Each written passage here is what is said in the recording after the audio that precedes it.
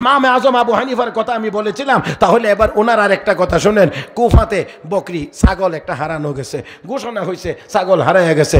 ইমামে আজম আবু হানিফা গোপনে গোপনে ভিতরে ভিতরে খোঁজ নিতে লাগলেন। যারা ছাগল লালন পালন করে তাদের কাছে গিয়ে জানলেন একটা ছাগল সাধারণত বাঁচে কতদিন। জানতে পারছেন যে একটা ছাগল সাধারণত বাঁচে 9 বছর। এই জন্য ইমাম আবু হানিফা যেই দিন শুনছেন বকরি ছাগল হারানো গেছে, ওই দিন থেকে নিয়ে পরবর্তী 9 বছরের ভিতরে আর কোনোদিন ছাগলের গোশতই খান নাই। এই জন্যে না জানি ওই হারানো ছাগলের গোশতের ভাগ আমার কাছে চলে আসে। এত আস্তে সুবহানাল্লাহ বললেন। হারাইছে ছাগল, ওইটার গোশত নিয়ে আমার ভাগে চলে আসে। এই জন্য একটা ছাগল বাঁচে কতদিন? 9 বছর। তাহলে 9 বছরই খাইবো না, যাতে করে এর ভিতরে এই ছাগলও মরে জায়গা আমার ভাগে যেন ওইটা আসার কোনো সুযোগ না থাকে। মুহতারাম হাজরিন, এমন করে পেটকে হারাম থেকে না শুধু সন্দেহযুক্ত খাবার থেকে রক্ষা করার কারণে 2 রাকাত নামাজের ভিতরে 30 পারা কোরআন তেলাওয়াত করতে পেরেছিলেন। আর আমরা সুদের মতো আর ঘুষের কথা তো বলে লাভ নেই, কারণ ঘুষ তো এটা আমাদের দেশের আইনে এটা নিষিদ্ধ, কিন্তু বাস্তবে এটা সুন্নতে মুআক্কাদা। আপনারা কি ভুল বুঝছেন না? মানে এমন গুরুত্ব যে এটা ছাড়া যেন কোনো কিছুই চলে না, যার কারণে আমরা এক বুজুর্গ বললাম মরেই গেছে, এটা ঘুষ, এটা কোনো দোষ না, কারণ এটা হলো স্পিড মানি। কথা কয় না, বুজুর্গ বলে একবার মরেই গেছে, কথা বুঝেন নাই। আর একজন বুজুর্গ ওনার থেকে আর একটু কমায়া বলছেন, ঘুষ খায়েন তবে পরিমাণে কম খায়েন, বেশি খায়েন না। কথা বুঝেন নাই, কম খাইবার কথা বলছে। আচ্ছা আমি বলি আপনাদেরকে, পেশাবের কোন ফোঁটাটা পাক? পেশাব যে করেন আপনারা, পেশাবের কোন ফোঁটাটা পাক?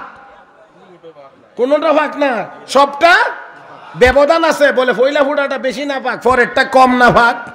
তাহলে আগা গোড়া সবটা নাপাক। তো নাপাক যেটা, এটার প্রথম ফোঁটাও নাপাক, শেষ ফোঁটাও নাপাক। আমার ভাইয়েরা, অতএব ঘুষ হারাম, তো এটার শুরুটাও হারাম, শেষটাও হারাম, বেশিটাও হারাম, কমটাও হারাম।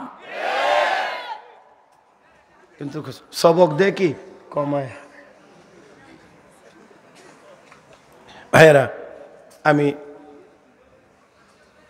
সবটা বলি না, আংশিক কিছু কিছু কথা আপনাদের সামনে তুলে ধরার চেষ্টা করছি।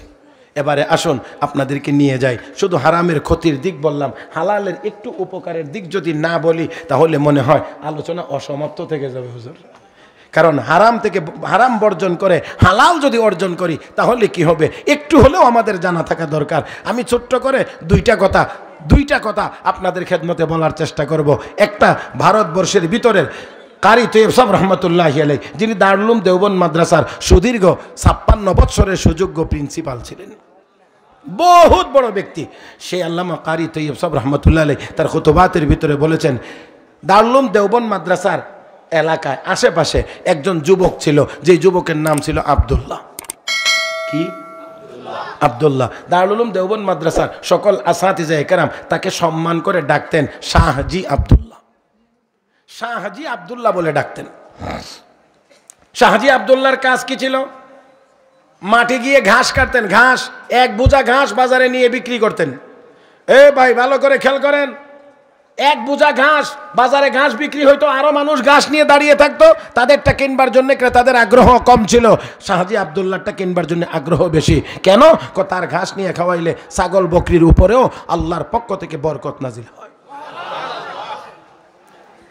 শাহজি আব্দুল্লাহ এই জন্যে সিস্টেম করে দিলেন, আমার ঘাস কে কিনতে পারবে? আমার ঘাস কে কিনতে পারবে?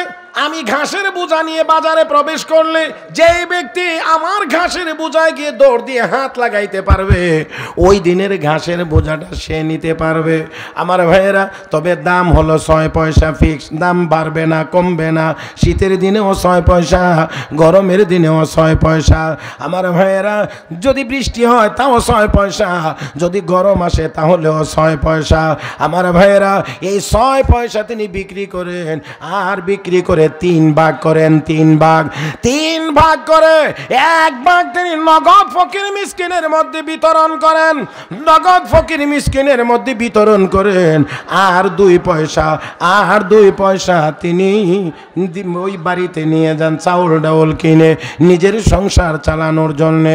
আমার ভাইয়েরা বাকি 2 পয়সা তিনি জমান সারা দিন সারা বছরে যা জমে একদিন ভালোভাবে বাজার সদাই করে তিনি এই দিয়ে দারুল উলুম দেওবন্দ মাদ্রাসার সকল আসাতিজায়ে কেরামকে এক বেলা দাওয়াত করে খাওয়ান।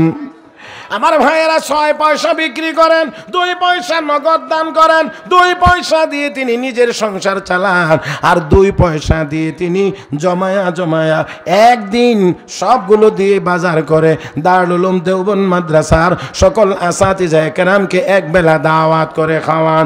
দারুল উলুম দেওবন্দ মাদ্রাসার তৎকালীন সময়ের আসাতিজায়ে কেরাম সবাই এক একজন বহুত বড় আল্লাহর ওলি ছিলেন। আমার ভাইরা, আমার বন্ধুরা, ওই আল্লাহর এক বেলা তার বাড়িতে দাওয়াত খেয়ে আসলে তারা বলতেন আমরা অপেক্ষায় থাকতাম আবার কখন আমাদেরকে দাওয়াত দেওয়া হবে, শাহজি আব্দুল্লাহর বাড়িতে আবার কখন দাওয়াত দেবে, আর আমরা গিয়ে তার বাড়িতে এক বেলা খেয়ে আসবো। জিজ্ঞাসা করা হলো হুজুর কেন এত মানুষ আপনাদেরকে দাওয়াত দেন? তাদের বাড়িতে খাওয়ার জন্য আগ্রহ হয়তো না, কিন্তু এই গরিব মানুষটির বাড়িতে খাওয়ার জন্য এত আগ্রহ কেন? আমার ভাইয়েরা, তখন বুজুর্গদের জবাব ছিল শাহজি আব্দুল্লাহর বাড়ির খানা এত বেশি হালাল, এত বেশি হালাল, আর এত বেশি হালাল হওয়ার কারণে এত বেশি বরকতি যে এক বেলা তার বাড়ি থেকে ওই হালাল খানা খেয়ে আসলে ওই হালাল খানার বরকতে আমাদের কলবের ভিতরে 40 দিন পর্যন্ত নূর নাজিল হইতে থাকে।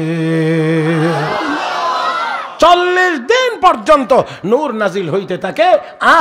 আর এই অবস্থাটা আমরা অনুভব করি যে আমরা নামাজে দাঁড়াইলে নামাজ মজা লাগে, রোজা রাখলে রোজা মজা লাগে, তেলাওয়াত করলে তেলাওয়াত আরো মজা লাগে, আরো করতে মনে চায়। এই অবস্থাটা আমাদের কলবে 40 দিন পর্যন্ত বিরাজ করে। মুহতারাম হাজরিন, তাহলে অবশ্যই আল্লাহর ইবাদতের স্বাদ আর মজা যদি পাইতে হয় তাহলে অবশ্যই আমাদেরকে হারাম ছেড়ে দিয়ে হালাল খাইতে হয়। আর হারাম যদি ছেড়ে দিতে হয় তাহলে অবশ্যই সবার আগেই সুদ ঘুষ ছেড়ে দিতে হবে। হালাল না হারাম? সুদ ঘুষ হালাল না হারাম? এই ভয়াবহ বেদি থেকে আল্লাহ যেন আমাদের সবাইকে হেফাজত করেন। সবাই বলি আমিন।